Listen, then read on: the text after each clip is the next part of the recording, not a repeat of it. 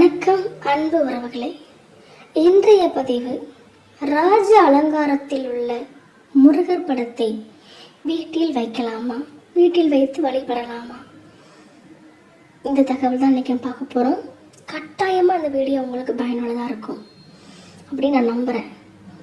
அதுக்கு முன்னாடி நீங்கள் நம்ம சேனலுக்கு புதுசாக வந்தீங்கன்னா மறக்காமல் நம்ம சேனலை சப்ஸ்கிரைப் பண்ணிக்கோங்க. பக்கத்தில் உள்ள பெல் சிம்பளையும் அழுத்திக்கோங்க. அப்போ தான் நான் போடுற எல்லா வீடியோஸும் உங்களுக்கு உடனே கிடைக்கும். வாங்க வீடியோக்குள்ளே போயிடலாம். முருகர் படம், நார்மலாக முருகர் படம் கட்டாயமாக நம்ம வீட்டில் வச்சு, முருகர் இல்லாத வீடு இருக்காதுன்னு சொல்லலாம். முருகர் படமாக இருக்கட்டும், முருகர் சிலையாக இருக்கட்டும், வேலாக இருக்கட்டும், ஏன்னா முருகர் மேலே பக்தி கொண்ட மக்கள் தமிழ்நாடுன்னு சொல்லக்கூடாது, இந்தியான்னு சொல்லக்கூடாது, உலகம் முழுவதும் இருக்காங்க. கரெக்டாக நம்ம தமிழ்நாடையும் தாண்டி வேற நிறைய ஸ்டேட்டுக்கு போய் அடுத்த நிறைய நாடுகளுக்கு வரைக்கும் நம்மளுடைய முருகனோட புகழ் பறந்து ஒலித்து கொண்டிருக்கிறது. அவ்வளோ முருகர்னாலே நமக்கு அவ்வளோ நன்மை. அவரை வேண்டுனா நடக்காதுன்னு ஒன்று கிடையாது. அவ்வளோ பலன் கிடைக்கி, அவ்வளோ வெற்றி மேல் வெற்றி கொடுக்கறதுனால முருகனோட புகழும் சரி, அவரோட வரலாறும் சரி, அவரோட பக்தியும் அதிகமாகிட்டே இருக்கு. நாளாக ஆக முருகர் மேலே உள்ள பக்தி இன்னும் அதிகமாக நம்ம தமிழ்நாட்டை தாண்டி வெளியே வேற நாடு வரைக்கும் பரவ ஆரம்பிச்சிட்டு.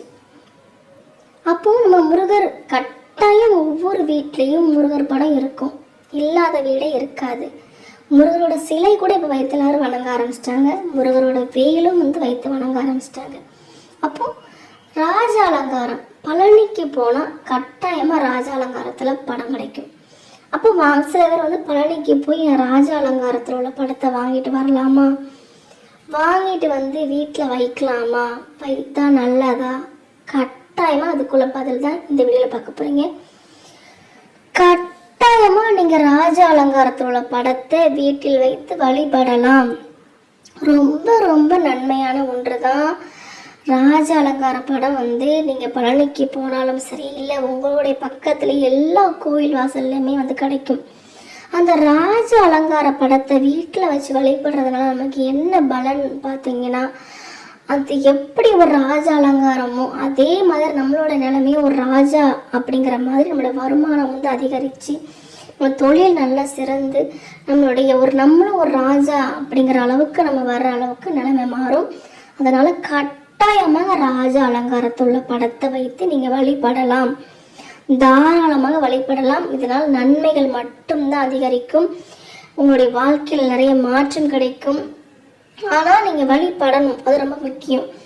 வாங்கி வச்சுட்டு நீங்கள் பூஜை செய்யாமல் இல்லை நெய்வேத்தியம் படைக்காமல் இருக்க தப்பு. அது விளக்காக இருந்தாலும் சரி, நம்ம வீட்டில் உள்ள எந்த படமாக இருந்தாலும் சரி, எல்லா தெய்வங்களின் படமும் சரி, நம்ம வீட்டில் இல்லை, எங்கேயோ ஊருக்கு போயிட்டோம், நம்மளுடைய சூழ்நிலை சரியில்லை, அது வேற விஷயம். இல்லை நமக்கு பெண்களாக இருந்தால் அந்த 4 நாட்கள் தவிர்த்து அந்த நேரத்துலேயும் வீட்டில் கணவர் வேற யாரோட பிள்ளைங்க இருந்தால் கூட ஏதோ அவங்களால முடிஞ்சதை செய்யலாம். ஆனால் கட்டாயமாக நம்ம ஒரு படமோ தெய்வ சிலையோ மற்ற தெய்வங்கள் படம் இருந்தாலும் சரி, கட்டாயம் ஏதோ ஒரு நெய்வேத்தியம் வச்சு நம்ம வணங்கணும். அதாவது சிறப்பு. நம்ம தெய்வத்தை படங்களை வச்சு வணங்காமல் இருக்கிறது நன்மை கிடையாது.